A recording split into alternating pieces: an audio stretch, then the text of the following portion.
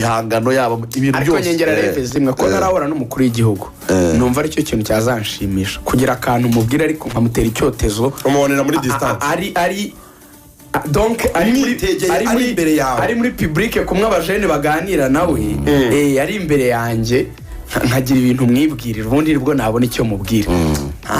Okay, ndabishima ko Deje yaratuyoboye mu kiganiro birarenze kuyorwa na Deje wawe mu kiganiro kumwe n'abasanateri ni ibintu birenze bakabushyira kuri iyo pano birasa neza kuri televiziyo y'igihugu pe biraremereye ariko nk'umukuru w'igihugu ari nko muri Unity Club ntabwo nari nabona umuntu ateye umukuru w'igihugu cyotezo keretse njye na Lorenzo waduhiye abantu bari muri abantu mukora muri presidence barashima ntibageze abantu mukora muri Unity Club abantu mujya mutegura ibiganiro birimo umukuru w'igihugu na Deja byumve ntabwo umukuru w'igihugu araterwa icyotezo n'abajene bamugera imbere bakamubwira ariko ukabona batinye uzamuduhe gake uzamudutize tumubwire ibintu akwiye kubwirwa bingana n'ibintu tumubwire amagambo meza y'abantu batekereza. Umusaza narahabwa ijambo ringana n'ibintu yakoze.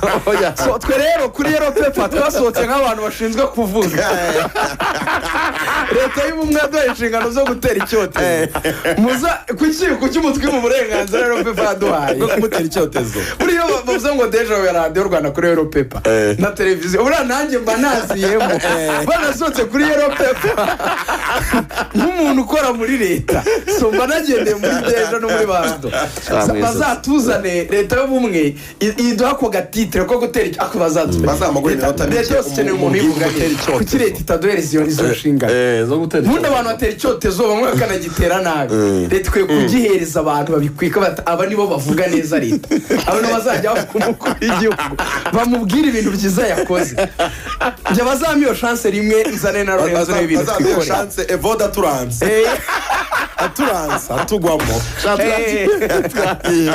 oya Sandrine shema turanse twiterera uruzaza icyotezo anyways ni ko tuzinze neza cyane tuganira rero byinshi cyane bitandukanye mu rubuga rw'imikino twari duhereye kuri Tour de France tubabwira uko update zimeze batangiye icyumweru cya gatatu tuzashaka kanya nanone n'ubundi twongere tuyiganireho neza cyane hanyuma twinjire mu bindi bihari muri updates nuko amakipe yo mu Rwanda amenshi aratangira imyitozo uyu munsi nasohotse mu kanya ngiye mu bintu bya Rayon Sport abariyo batuze bihari kurenza ikindi gihe cyose dufite dosiye ya coach dufite dosiye ya Aruna dufite dosiye ya Gibu Kasa dufite dosiye y'umwataka n'umuwinga dufite dosiye muri Rayon Sport yo musore wavuye muri AS Kigali ya Fisto ko byagenze uburyo yasinye byose turaje tubishyire hano. Ikipe ya Etincelle yamaze kubona umutoza wungirije yitwa Kalisa François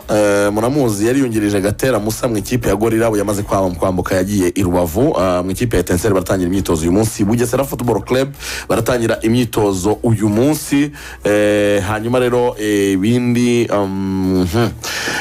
ibindi ni amakipe ari muri pre-season yego ikipe ya Rayon Sport yategura pre-season yego Rayon Sport ifite umukino ku munsi wo kwa gatandatu Rayon Sport yamaze kutangaza no umukino wa mbere officiel iraza gukina muri pre-season kubera ko umukino bakinye muri ikipe ya PL mu gusogongera Stade Amahoro ntabwo yari pre-season kubera ko ikipe yari muri off season donc mu gihe cyo kudakina yakinnye mu gihe cyo kudakina kuri inshuro rero imaze iminsi ikora imyitozo ngo itarabona umutoza ariko nabwo rugashaza kutubwira aho dosiye igeze ariko biteganyijwe ko umutoza ahagera muri iki cyumweru muri weekend agahita atoza match ya mbere ku munsi wo kuwa gatandatu kuri Stade Kigali Pele hazaba ari tariki 20 Rayon Sport ikina n'ikipe ya Gorilla mukino wa gicuti.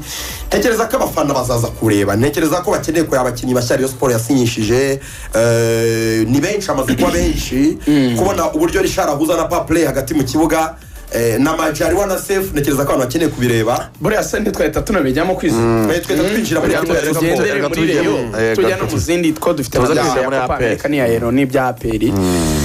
Well nkuko Lorenzo yarabivuze ntabwo abeshye iki cyumweru iki turimo rwose twatangiye tugeze ku munsi wacyo wa kabiri Rayon Sport ngo bidahindutse ku wa kane umutoza azarara ageze mu Rwanda. Iyo nyivuga ngo umutoza azarara ageze mu Rwanda bita bikuraho ko ari umutoza uri imbere mu gihugu. hari dosiye yaje umuntu yitwa Guy Bokassa. yego Abantu bavuga ngo Guy Bokassa ashobora kuba agiye kugaruka muri Rayon Sport. Guy Bokassa aho ngo kiriya gihuha cyavuye ngo agiye muri Rayon, ku banyamakuru bagiye babitangaza, umva aho babikuye.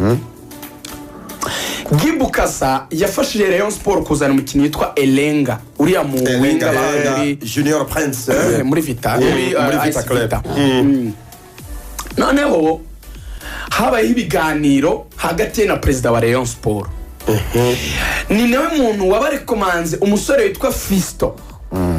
Ndaza kumugarukaho yamutoje muri AS Kigali kuko yaramutoje muri AS Kigali. yego Hanyuma ari no gufasha Rayon Sport mu makontakte amwe namwe nk'umuntu ufite connection hano muri Afrika ku ikipe ishobora kuzaza gukina na Rayon Sport kuri Rayon Sport Day. Iyo nayo ni dosiye ndi bugarukeho y'ingaruyeho kwayo.